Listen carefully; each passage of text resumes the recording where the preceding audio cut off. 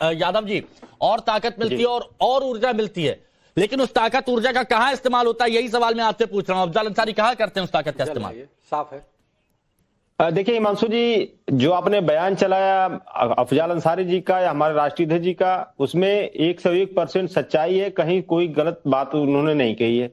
अफजल अंसारी जी ने जो कहा वो हजारों साल से हमारी सनातन परंपरा के तहत कही जाती है कि महाकुंभ में स्नान करने से मोक्ष की प्राप्ति होती है, हमारे पाप धुलते हैं, वैकुंठ का रास्ता खुलता है। तो सर्वविदित है, इसमें कहीं कोई बात है नहीं कि जो एंटी सनातन उन्होंने बात बोल दिया। और दूसरी बात, उन्होंने कहा नर्क में जगह नहीं बचेगी। इस बात को मैं आगे बढ़ाते हुए बता रहा हूं कि नर्क में तो बड़ी लंबी सूची है हिमांशु जी। जो हमारे सनातनी श्रद्धालुओं की मौत के जिम्मेदार लोग हैं वो नर्क में जाएंगे, और जो हमारे सनातनी श्रद्धालुओं के शवों को छुपाने वाले लोग हैं, उन शवों के साथ गैर सनातनी व्यवहार करने वाले लोग हैं, उनका नाम नर्क वाली सूची में होना चाहिए। इस तरह से हमारे पीडीए समाज के आरक्षण को लूटने वाले लोगों का भी नाम नर्क का सूची में, जो नर्क वाली सूची में नाम होना चाहिए। तो नर्क में बहुत लोग हैं, ऐसे दर्जनों। लेकिन स्वर्ग नर्क तो आप मानते नहीं है, तो फिर आप कैसे कह रहे हैं नर्क में बहुत लोग हैं? आप मानते हैं स्वर्ग नर्क को? हिमांशु जी देखिए, हमारी जो सनातन आप मानते हैं, अशोक यादव जी मानते हैं स्वर्ग को कि नहीं? स्वर्ग नर्क को मानते हैं हिमांशु जी? स्वर्ग नर्क का कॉन्सेप्ट जो है, हाँ, हमारे श्रद्धालु, हमारे जो सनातन व्यवस्था के तहत बनाया गया, ठीक है। और साइंस के तहत अगर देखेंगे, अब विज्ञान के तहत देखेंगे, तो विज्ञान स्वर्ग नर्क के आप सनातन पर आपका विश्वास है कि नहीं है? बिल्कुल, हम लोग हिंदू हैं, हम लोग सनातनी, इसमें कहां कोई दिक्कत है। तो स्वर्ग नर्क का कॉन्सेप्ट आप मानते हैं कि नहीं मानते हैं? आप सनातन पर आपका विश्वास है, तो स्वर्ग नर्क पे है विश्वास? देखिए, जो धर्म के हिसाब से हिमांशु जी, सनातन धर्म के हिसाब से बिल्कुल विश्वास है। साइंस मैं वही तो मैं कह रहा हूं कि आप सनातन पर विश्वास करते हैं, तो अशोक यादव जब सनातन पर विश्वास करते हैं तो अशोक यादव स्वर्ग नर्क पर भी विश्वास करते हैं, है ना? सही है, बिल्कुल हिमांशु जी, उसमें कहीं कोई दिक्कत नहीं है। तो अखिलेश यादव जी, अखिलेश यादव का क्या स्वर्ग पर, नर्क पर या फिर सनातन पर विश्वास नहीं है? बिल्कुल विश्वास है। विश्वास नहीं रहता तो महाकुंभ में स्नान करने क्यों जाते? अरे तो फिर ये क्यों कह रहे हैं? जो साइंस के हिसाब से उन्होंने विज्ञान शब्द जोड़ा। भाई, आप उनकी बातों को आप अधूरा क्यों दिखा रहे हैं? उन्होंने कहा कि विज्ञान स्वर्ग नर्क के कॉन्सेप्ट को नहीं मानता है। इसमें आप साइंस की किसी किताब में दिखा दीजिए। तो महाकुंभ के वक्त पर आप विज्ञान की बात करते हुए क्या सनातन को नीचा दिखाने की कोशिश कर रहे हैं? बस सवाल है मेरा। सनातन धर्म अलग है, विज्ञान अलग है हिमांशु जी, दोनों को क्लब क्यों कर रहे हैं आप? नहीं, मैं तो अलग है, विज्ञान अलग है। विज्ञान तो डार्विनवाद क्या कहता है? डार्विनवाद कहता है आप विज्ञान के आगे, मैं बस, अच्छा चलिए ठीक है, आपने कहा सनातन और विज्ञान। अब मुझे ये बताइए, समाजवादी पार्टी इस वक्त सनातन के साथ है या फिर जो विज्ञान, जो अलग अलग बातें कर रहे हैं? मैं ये बस जानना चाहता हूं आपसे। बस हम लोग दोनों के साथ हैं, हम लोग विज्ञान के साथ भी, हम लोग सनातन के साथ भी। अच्छा, मतलब ये है, बिल्कुल दुष्यंत जी, अब मैं आपके पास आता हूं। मतलब ये है कि अखिलेश यादव अगर त्रिवेणी में जाकर स्नान करेंगे तो वो सनातन के साथ हैं, लेकिन उनके सांसद अफजल अंसारी जब इस तरह का विवादित बयान देंगे, स्वर्ग नर्क की तुलना करेंगे, बैकुंठ की बात करेंगे, ओवरलोड होने की बात करेंगे, तब वो विज्ञान के साथ है। ये क्या है? नहीं, विज्ञान में देखिए, आज कहते हैं परमाणु की, न्यूक्लियर पावर की। हमारे सनातन धर्म में तो महर्षि कणाद ने सैकड़ों हजारों साल पहले परमाणु का सिद्धांत दे दिया। जिस गुरुत्वाकर्षण की बात अभी न्यूटन को श्रेय देते हैं, वो तो हमारे शास्त्रों में आर्यभट्ट जी ने सैकड़ों हजारों साल पहले कह दिया। अरे विज्ञान क्या है? सनातन धर्म के सामने साहब विज्ञान कुछ नहीं है। विज्ञान फेल है।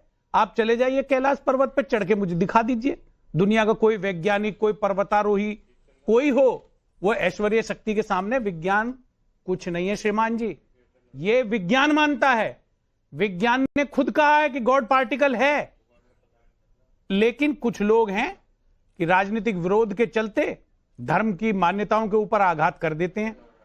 ऐसा नहीं करना चाहिए।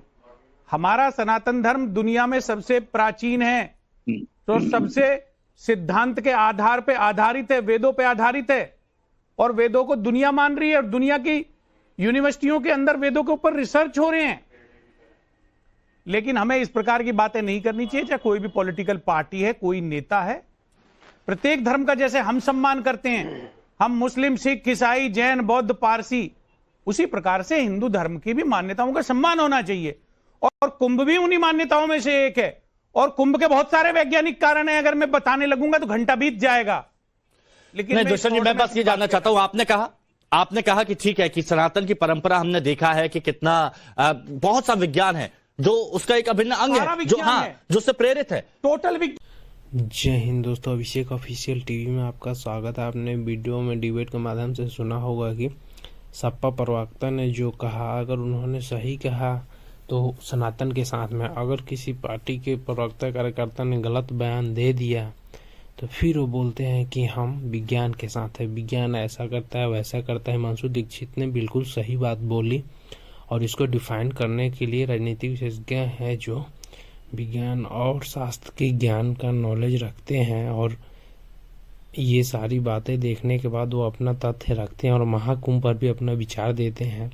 उनका और सभी किसी का जानने वाले का मानना है कि ये भी एक वैज्ञानिक कारण भी। अब मैं ये जानना चाहता हूं, तो अफजाल अंसारी जब इस तरह का बयान देते हैं, आप राजनीतिक विश्लेषक हैं, मैं आपका विश्लेषण चाहता हूं। इस पर सिंपल सी बात ये कही जा सकती थी कि स्वर्ग, नर्क, बैकुंठ ओवरलोड हो गया, सब यहां पर खाली रह गया, ऐसे बयानों से बचा जा सकता है। बस इतना सा बोल देते अखिलेश यादव, क्या होता? बिल्कुल बोलना चाहिए था। तो क्यों नहीं? ये या तो नाक थोड़ी सी कम हो जाएगी, ऐसी कुछ नाक पे बात आ जाती है। ये मैं नहीं कह सकता, उनका निजी विचार है। वो एक पार्टी के अध्यक्ष, पूर्व मुख्यमंत्री हैं, वो जो चाहे कह सकते। आलोक अवस्थी जी बताइए क्यों, क्या वजह है, ये अखंड विरोध क्यों?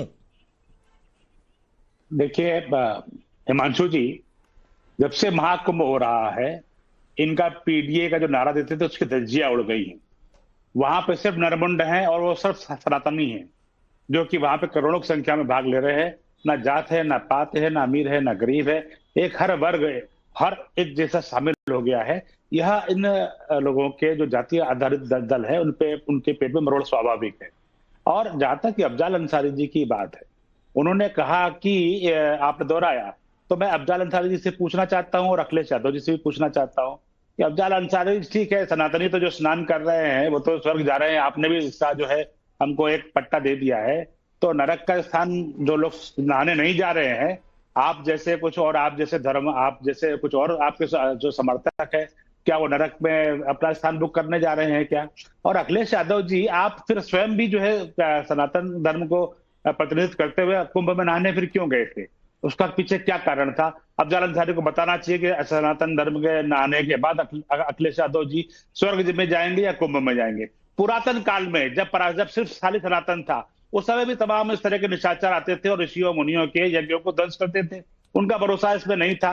तो यह तो एक परंपरा चली आ रही है, अफजाल अंसारी भी उसी में है। उसी में ही पहले आजम खां भी हुआ करते थे और उसके पहले जो है स्वामी प्रसाद मौर्य। तो वो ये कह रहे हैं कि इससे अगर आप लोग विरोध करते हैं, इससे तो उन्हें नई ऊर्जा मिलती है, नई ताकत मिलती है।